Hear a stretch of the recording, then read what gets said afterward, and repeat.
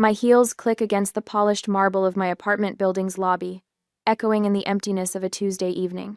Another 14-hour workday behind me, another milestone reached for Horizon Brands. The client had practically hugged me after my presentation. I check my phone again. Still nothing. The elevator doors slide open with a soft chime, and I step inside, watching my reflection in the mirrored walls. Quinn Edwards, 32 years old today, senior PR executive, wearing exhaustion like an expensive perfume. My green eyes look back at me, searching for something worth celebrating. The number on my screen doesn't change. 0 messages, 0 calls. I tell myself it doesn't matter. I'm a grown woman who handles multi-million-dollar accounts. Birthdays are for children. But when I unlock my apartment door, the small cake I'd bought myself that morning sits accusingly on my coffee table. A single candle stands unlit in its center, a pathetic little soldier awaiting orders that won't come.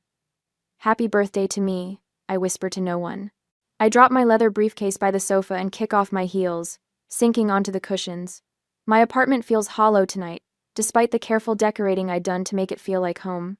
The clock on my wall ticks steadily toward midnight, counting down the final minutes of my birthday. My phone remains stubbornly silent. I reach for my laptop, thinking I'll distract myself with work until this day is officially over. Maybe check that proposal one more time. But instead, my fingers betray me, opening Facebook. The first post freezes me in place. There's my brother Miles, champagne glass raised high, surrounded by smiling faces. Behind him hangs a banner. Congratulations on your promotion. My father's arm is draped around his shoulder, pride radiating from his face. My mother stands on his other side, beaming up at her son. The timestamp shows the photos were posted 4 hours ago. My birthday. I scroll down, each image a fresh wound, dozens of pictures, the entire extended family there, aunts, uncles, cousins I haven't seen in years, all gathered around Miles, celebrating. The comments swim before my eyes. So proud of our superstar, my father wrote. The Edwards family legacy continues, my mother added. My hand trembles as I set the laptop down. They didn't forget my birthday. They chose to celebrate something else instead. Again. The memory surfaces without invitation. Sitting alone at the restaurant table, 11 years old, a single birthday candle melting into my cake as I waited for my family to return from Miles's debate competition. They'd promised they'd be back in time. They weren't. Then, at 17, shipped off to Grandma's house on my birthday weekend while my parents toured Yale with Miles. It's his future, Quinn, Dad had explained, not quite meeting my eyes. My college graduation, overshadowed by Miles's engagement announcement at what was supposed to be my celebration dinner. The conversation quickly shifted from my summa cum laude honors to wedding venues and guest lists. Just last month, my father dismissed the Horizon campaign that increased client revenue by 41%. It's just advertising, Quinn, he'd said, glancing at his watch. Not like Miles's work in finance. That's the real impact. I pick up my phone and scroll through my contacts. Family names blur together. People who've never once called to ask about my accomplishments, my struggles, my life. An email notification pops up on my screen. I open it mechanically, then blink at the message. My performance bonus for the Horizon campaign, $82,000. My phone rings, startling me. My mother's name appears on the screen. For one foolish moment, hope flutters in my chest. Hello? I answer, hating the eagerness in my voice. Quinn, darling. My mother's voice bubbles through the speaker. I'm so glad I caught you. Listen, we're planning a little something for Miles and Jessica's anniversary next month, and I was hoping you could help out. Nothing major, just handling the catering and maybe the decorations. You're so good at that sort of thing. The clock strikes midnight. My birthday is officially over. Mom, I say, my voice shaking. Today was my birthday. A pause. Oh, she sounds genuinely surprised. Oh, honey, with Miles's big promotion, it just slipped our mind. Slipped their mind. Like always, I stare at the email still open on my laptop. $82,000. More money than I've ever had at once. Something shifts inside me, like tectonic plates sliding into a new formation. My voice steadies. Don't worry about it, Mom, I say, the words coming from somewhere new and unfamiliar. I understand what's important to this family. And for the first time in my life, I truly do. 4 days later at work, my fingertips hover over the keyboard, frozen in disbelief. The group chat that I am not part of, but thanks to Mom's accidental invitation, I entered it. Threads sprawled across my screen like a crime scene, each message more damning than the last. Quinn should contribute significantly to Miles's anniversary gift, my father wrote. At least 20,000. My mother's reply appears below. She just got that bonus. Time she supports the family for once. And there it is. My name, spelled Quinn, in the family thread. 1, instead of 2. My own mother can't even spell my name correctly. I lean back in my office chair, the leather creaking beneath me. The Chicago skyline stretches beyond my window, buildings glittering in the afternoon sunday. Inside Horizon PR's glass-walled conference room, I'm supposed to be preparing for tomorrow's client meeting. Instead, I'm discovering just how little I matter to the people who should care most. My phone vibrates. Jennifer pokes her head through my doorway, her dark curls bouncing as she enters. "Your brother's online too," she says, then narrows her eyes at my expression. "Everything okay?" "Miles used our contacts at Regen Tech," I say, turning my laptop toward her. "Pulled their marketing director into a meeting for his investment firm, without asking me." Jennifer scans the emails, her frown deepening. "This is the third time he's done this. And your dad thinks you should give him 20 grand for an anniversary party?" She lets out a low whistle. "That's messed up, Quinn." "Apparently it's time I support the family for once," I say, the words bitter on my tongue. "What exactly have they done for you lately?" Jennifer asks, perching on the edge of my desk. Her bluntness is why we've been friends since orientation day 5 years ago. The question hangs in the air as my office phone continues blinking. Miles, waiting for me to pick up. Probably wants another contact, another favor. "Your bonus was well earned," Jennifer continues. "Lawrence wouldn't have approved it otherwise." As if summoned, my boss appears in the doorway. Lawrence Chen, CEO of Horizon PR, immaculate in his charcoal suit despite the late hour. "Quinn, the Westfield campaign numbers just came in," he says, sliding a folder across my desk. 41% increase in their quarterly revenue. The board is ecstatic. His smile reaches his eyes. "This is why I fought for your bonus. You've earned every penny."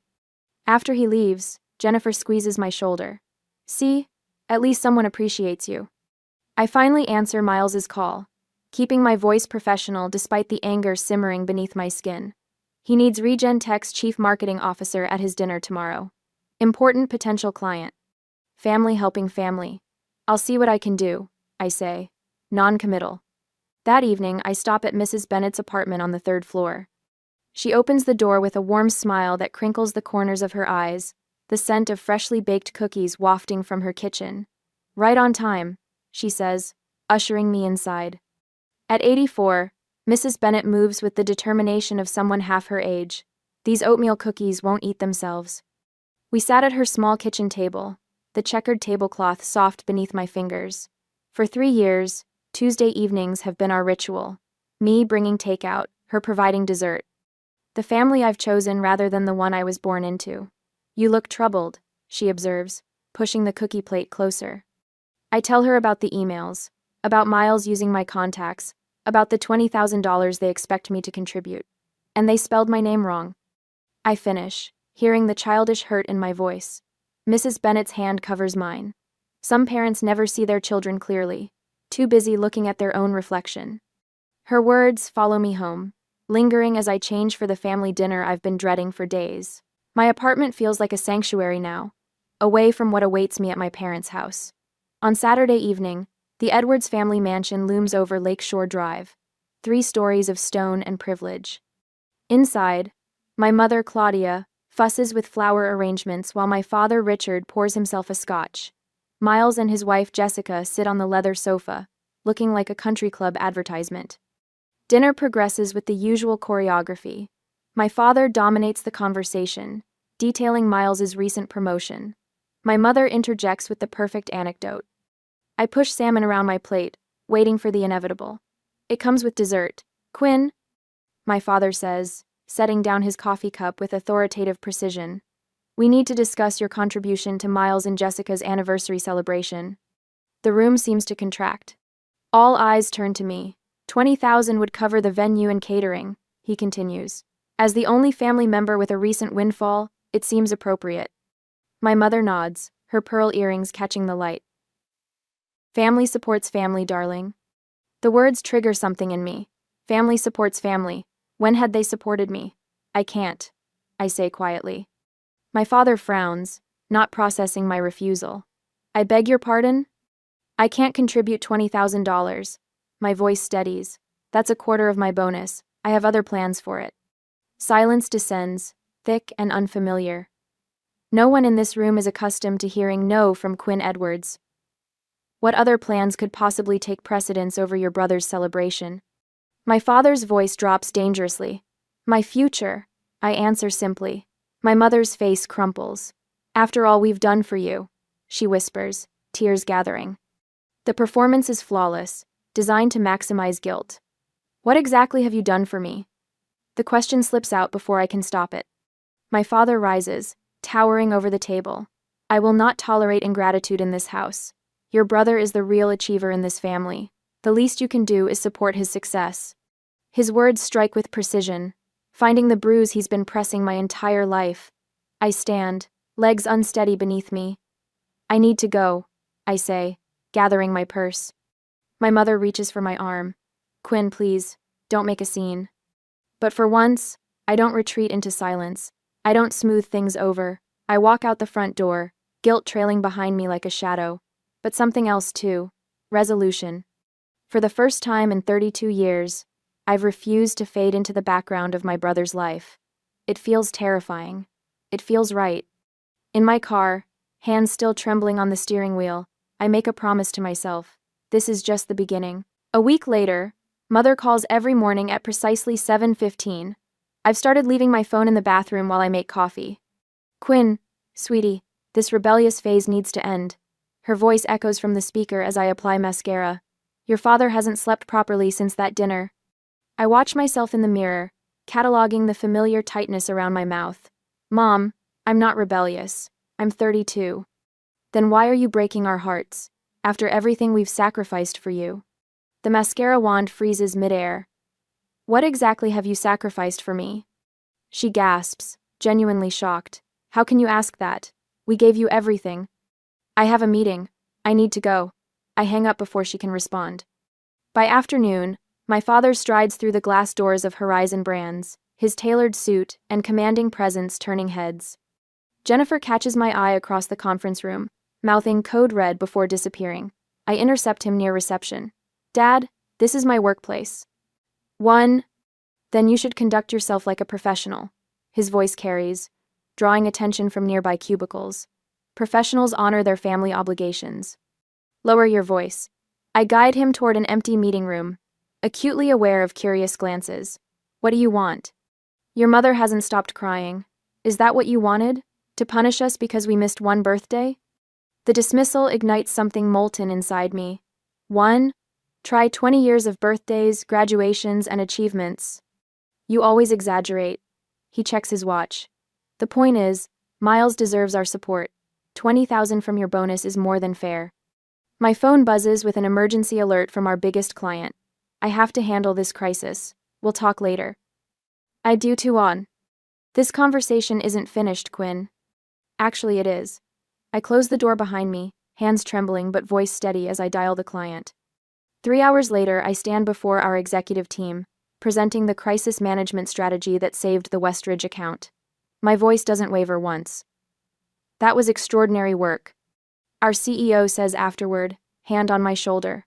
You just saved a $3 million account with that quick thinking. The client called me personally to sing your praises. Pride blooms warm in my chest, unfamiliar but welcome. Thank you. I appreciate that. Walking back to my office, I notice 6 missed calls from Miles and a text. Mom's crying every night because of you. Fix this. Fix. I silence my phone and turn to the stack of congratulatory emails from colleagues and clients. The contrast is stark. At work, I'm valued. At home, I'm an afterthought unless I'm giving something.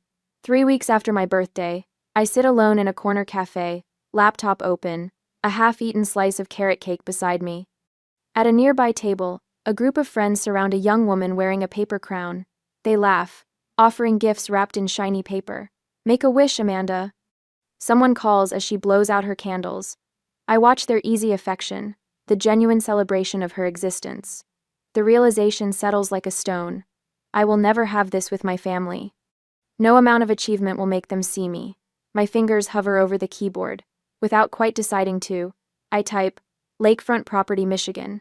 The search yields dozens of results. I click on one, a 4-bedroom house with wide windows facing the water, wooden deck wrapping around 3 sides, mature pine trees offering privacy.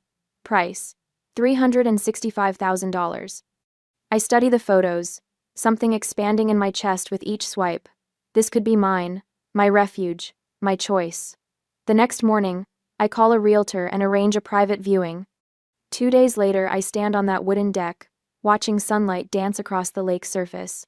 The owners are motivated sellers. The realtor explains. They've already moved to Arizona. I'll take it, I hear myself say. I can make a substantial down payment. Her eyebrows lift. Don't you want to think about it? Maybe bring your family to see it? No. The word feels clean, definitive. This is for me. Days later, the mortgage approval comes through quickly, thanks to my excellent credit. I sign papers in a quiet office, each signature feeling like a declaration of independence. Mrs. Bennett, my elderly neighbor who's shown more interest in my life than my mother ever has, accompanies me to the closing. You're doing the right thing, dear, she says, patting my hand as I receive the keys. Sometimes we need to build our own sanctuary. For the first time in weeks, my hands are perfectly steady. I spend weekends at the lake house, transforming it room by room. The walls fill with framed awards and photographs of moments I'm proud of: my college graduation, the team celebration, after landing the Westridge account, the magazine cover featuring my PR campaign. The master bedroom becomes my favorite space. I hang a small wooden sign on the door, the birthday suite. Inside, I place a reading chair by the window overlooking the lake, stack books I've always wanted to read on the nightstand, and splurge on the softest bedding I can find. On a bright Sunday, I type out housewarming invitations to Jennifer, my colleagues, and Mrs. Bennett. My finger hovers over my family contacts, a lifetime of conditioning urging me to include them. Instead, I press send, only to those who have celebrated my successes, who see me clearly. The action feels small but momentous, like the first stone in a foundation of boundaries I'm only beginning to build. That night, I sit on my deck, watching stars reflect on the dark water, phone deliberately left inside. For the first time in my adult life, I feel powerful. Not just successful or accomplished, but powerful in the way that comes from choosing yourself when no one else will. Tomorrow, the calls will continue. The guilt trips will intensify. But here, in this space that belongs only to me, their voices finally begin to fade. On Sunday, my thumb hovers over the post button. 3 deep breaths. Then, I press it. The photo isn't particularly special, just me on the new cedar deck, barefoot with a glass of Pinot Noir, Lake Michigan stretching blue and endless behind me. What matters is the caption, "Weekend at my new lake house, birthday gift, to myself." I set my phone screen down on the weathered wooden railing and lift my face to the golden Michigan sunset. The September air carries a hint of autumn, crisp against my skin.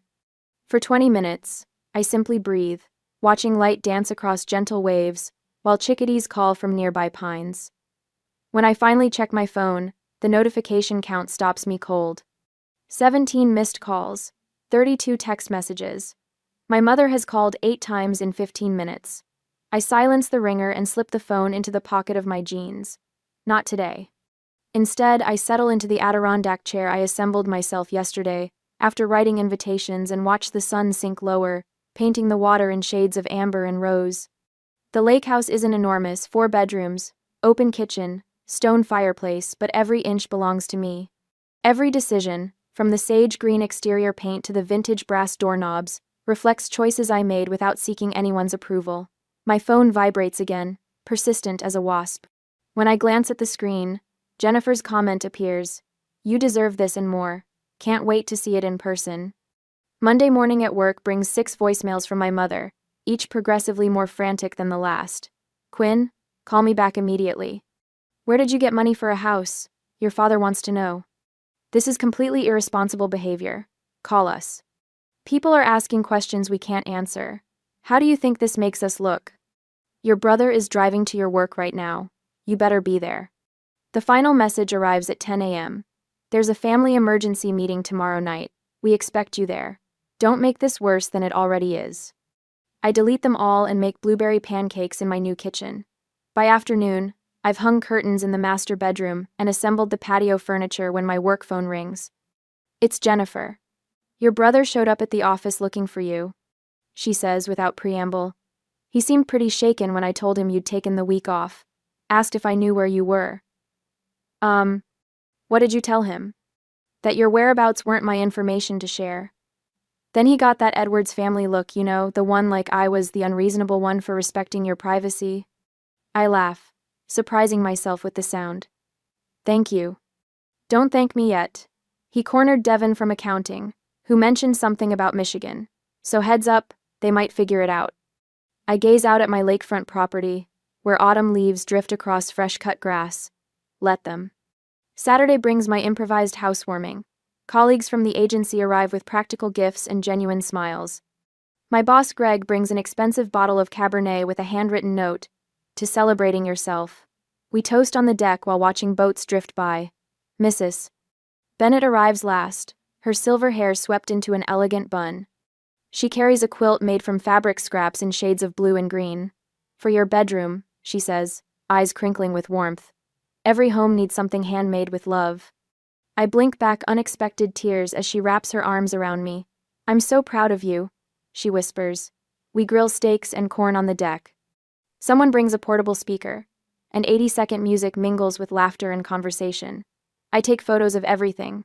Friends sprawled on new furniture, sunset reflections in windows, Mrs. Bennett teaching Jennifer how to properly fold napkins. I post these images too, each one highlighting the absence of my family, while showcasing the people who actually show up for me. Sunday evening, my father texts, "Where did you get house money?" Answer immediately. I pour another glass of wine and don't respond. On Monday, I came back to work, and the family gossip network was fully activated. My cousin Elaine calls, voice hushed with calculated concern. "Everyone's talking about your lake house," she says. "Aunt Claudia is beside herself. Uncle Richard wanted to call a family meeting, but you weren't there." "I was busy hanging shelves," I reply, surprised by my own calm. "Quinn." She pauses dramatically. "People are saying things." "What things?" "That you've been hiding money. That you're having some kind of breakdown. That this is all because you're jealous of Miles's success."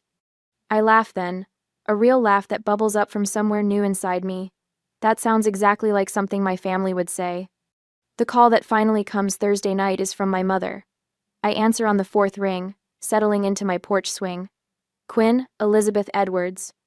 She begins, voice tight with controlled fury. "This has gone far enough. The Petersons, the Carsons, even Reverend Wallace has asked about your situation." My situation? This attention-seeking behavior. Buying a house without consulting the family. Posting those photos. People are asking questions. I rock gently, watching a heron glide across the water. "What questions?" Her voice drops to a whisper. "Why you would need to buy yourself a birthday present. Why we weren't there to help you celebrate. It's creating a very uncomfortable situation for this family." "How interesting." I keep my voice light. It's almost like actions have consequences. "We need to fix this." Her voice hardens with purpose. "I'm organizing a family dinner Sunday night. Your father and I will explain that this was all a misunderstanding. That we've always supported you." The old Quinn would have agreed immediately, desperate to smooth things over. But that Quinn doesn't live here anymore. "I'm available Tuesday next week," I say instead. 7 o'clock, and I'll bring the photo albums. "What photo albums?" I smile into the phone. The ones I've been keeping since I was 11 years old, documenting everything. Documenting. For once, my mother has nothing to say. On Tuesday next week, the granite steps of my parents' mansion stretch before me like a courthouse walkway. I grip the 3 photo albums tighter against my chest, my knuckles whitening around their edges. The evening sun casts long shadows across the manicured lawn, shadows that seem to reach for me, trying to pull me back into old patterns. I ring the doorbell instead of using my key. Tonight, I'm not family. I'm a prosecutor with evidence. The heavy oak door swings open. Dad stands there, all 6'2" of him framed in the doorway, his silver hair perfectly combed despite the hour. His eyes flick to the albums in my arms, then back to my face. "You're late," he says, turning away without waiting for a response. No hug, no smile, just criticism. I follow him into the foyer where Mom waits, tissues already clutched in her hand. Her eyes are red-rimmed, makeup carefully applied to look like she's been crying without actually ruining her appearance. "Quinn," her voice breaks dramatically. "We've been so worried." I don't answer. The script is too familiar, her tears, my guilt, my eventual surrender. Not tonight. Miles appears from the living room, drink in hand. He pauses when he sees me, his expression shifting from casual confidence to something uncertain. I stand straighter, holding his gaze until he looks away first. "Dinner's getting cold," Mom says, turning toward the dining room. The table is set with the good china, candles flickering in sterling silver holders. A peace offering, or a bribe. I place the photo albums on the sideboard and take my usual seat opposite Miles, diagonal from the head of the table where Dad reigns. "Your mother made your favorite," Dad says, serving himself first as always, beef Wellington. "It hasn't been my favorite since high school. Miles prefers it. Let's just cut to the chase," I say, leaving my plate empty. "I know why you called this dinner." Mom sets down her fork with a theatrical sigh. "Quinn, sweetheart, we're just concerned about your impulsive decisions. Buying that lake house without consulting us?" Dad interjects, knife slicing through his meat with surgical precision. It reflects poorly on the family image. Reckless spending, poor financial planning. "It was my bonus money," I say quietly. "Money that could have been invested properly," he continues as if I hadn't spoken, "or contributed to something meaningful for the family." Miles clears his throat. "Quinn, no one's saying you can't have nice things, but maybe selling it would keep peace in the family. Mom's been crying every night." Mom dabs at eyes that remain suspiciously dry. "You're breaking your mother's heart," she whispers. I push back my chair and walk to the sideboard. The album feels heavy in my hands as I return, placing it at the center of the table. "I brought something I thought you should see." Dad's mouth tightens. "We don't have time for scrapbooks." "Make time." My voice doesn't waver. I open the first album, pages of Miles in party hats, Miles blowing out candles, Miles surrounded by towers of presents. Ages 6 through 25, each birthday documented with professional photography. "Turn to page 16, I tell Miles. He hesitates, then flips the page. A photo of his 18th birthday. A car with a giant bow, Dad handing him keys, Mom crying tears of actual joy. I slide the second album forward. "This one's mine." Mom reaches for it first. Her fingers tremble slightly as she opens it. Empty pages stare back at her. A few scattered photos, me alone with store-bought cupcakes. One of Mrs. Bennett hugging me on my 30th. Nothing else. There was nothing to put in it, I explain. "On my 21st birthday, you were at Miles's engagement party. Remember?" Miles flinches. I open the third album without waiting for a response. Family vacations, Disney World, the Grand Canyon. European tours. "I'm not in these because I wasn't there," I say. "I was left with Grandma, or at summer camp, or told there wasn't enough money for everyone to go." Dad stands abruptly, chair scraping against hardwood. "What's the point of this melodrama, Quinn? You've always been the difficult one." The point is evidence. Next comes a spreadsheet, printed and highlighted. This tracks family spending. Miles versus me. College tuition. Birthday gifts. Car down payments. Family trips. The numbers tell their own story. Thousands for Miles, hundreds for me. "And this," I say, pulling out a worn diary page, "is from when I was 9. I read aloud, "Maybe next year they'll remember my birthday without Grandma calling to remind them." Finally, I produce a photograph. Christmas dinner, 3 years ago. An empty chair at the table, a place setting with my name on a card. I was in Chicago, working. You knew I couldn't come, but you set a place anyway, took this picture, and sent it to me with, "We missed you." You wanted me to feel guilty for not being there. But I was the only one who noticed something. I point to the chair. "Look closer." Mom takes the photo, squinting. "That's not my usual chair," I say quietly. "That's where guests sit. Even when you're pretending I belong, I'm still an outsider." The silence stretches between us, taut as a wire. Dad's face darkens to crimson. "What do you want from us, Quinn? An apology? Fine. We favored Miles. He was always the priority. He's carrying on the Edwards name, the Edwards legacy. Mom crumples, real tears now. We didn't mean to. It just happened. And then it became a pattern, and I was easier to ignore. I finish for her. Miles hasn't spoken. He's staring at a photo I deliberately placed at the edge of the table. Him at 8, surrounded by presents. Me at 6, watching from the background, mouth tight in a smile that doesn't reach my eyes. I stand, gathering my evidence except for the albums. Those I leave behind. I don't need your approval anymore. I say, voice clear and steady. I don't need your love or your attention or your validation. I waited 32 years for you to see me. I'm done waiting. I turn toward the door, shoulders straight, steps unhurried. Behind me, Miles calls my name. Mom sobs. Dad remains silent. I pause at the threshold, not looking back. The albums are yours to keep. Consider them a gift. The door closes behind me with a quiet click that echoes like thunder. A year later, on my birthday, the morning sun paints gold across my lake house deck as I arrange a tray of fresh fruit beside a champagne bucket. 33 candles waited on the cake. Jennifer insisted on bringing one for each year, plus one for luck. Need any help? Mark from marketing calls from the sliding door, balancing a platter of pastries. Just set those anywhere. I smooth my red sundress and check my watch. Everyone should be here within the hour. A year makes quite the difference. Last birthday, I sat alone in my apartment with a store-bought cake. Today, my deck bustles with colleagues and new friends, all here to celebrate me. My phone buzzes with congratulatory texts about my promotion to senior director. The timing feels poetic, announced yesterday, celebrated today. The lake sparkles beyond the railing, reflecting the sky that matches my mood. Dr. Levine, my therapist, would call this progress. Our weekly sessions have helped me understand the family dynamics that shaped me.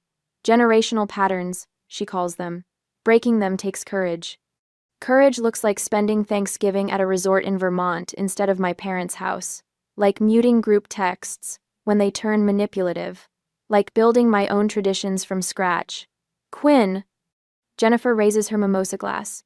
To the birthday girl who taught us all how to choose ourselves. Glasses clink. Laughter ripples. I absorb the warmth of genuine connection, so different from the hollow performance of family gatherings. A car door slams out front. I know that engine sound. My brother's BMW. Miles stands awkwardly at the edge of the deck, holding a wrapped package. The party conversation dims as he approaches. Sorry to crash, he says. I wanted to give you this in person. We haven't spoken since the photo album confrontation. Since he watched his perfect family narrative crumble under the weight of evidence. Join us, I say, surprising myself with how much I mean it. Later, when the party moves indoors, Miles and I sit at the end of the dock. The package rests between us, still wrapped. Therapy's been eye-opening, he admits, watching a sailboat cut across the horizon. Dad still won't go, but Mom's trying. She talks about you differently now. And you? I ask. I never saw it until you showed us. How they erased you while spotlighting me. He pushes the package toward me. Open it. Inside is a framed photograph I've never seen before. Me at 7, perched on our old tire swing, laughing at something beyond the camera. Just me. Found it in Dad's storage boxes, Miles explains. Had it restored. Proof you existed, even when nobody was looking. My throat tightens. Not a solution, but a beginning. A knock at the lake house door pulls me back to the party. Through the glass, I see my mother standing alone on the porch, clutching a small bakery box. She insisted on coming, Miles says. I didn't tell her where until today. Mom's hands tremble as she holds out the box. Inside sits a cupcake with a single candle. Happy birthday, Quinn, she whispers, her rehearsed smile faltering into something more genuine. I brought carrot cake.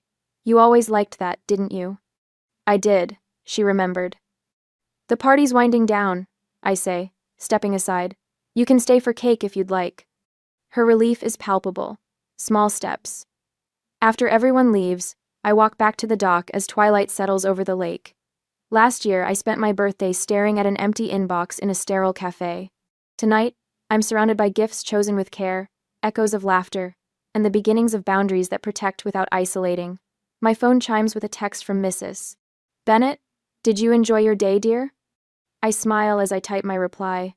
For the first time, I truly celebrated myself. The lake house windows glow behind me, light reflecting on the gentle waves. I raise my glass to my silhouette against the sunset, toasting the woman who finally learned that validation begins within. What gift have you given yourself that changed everything?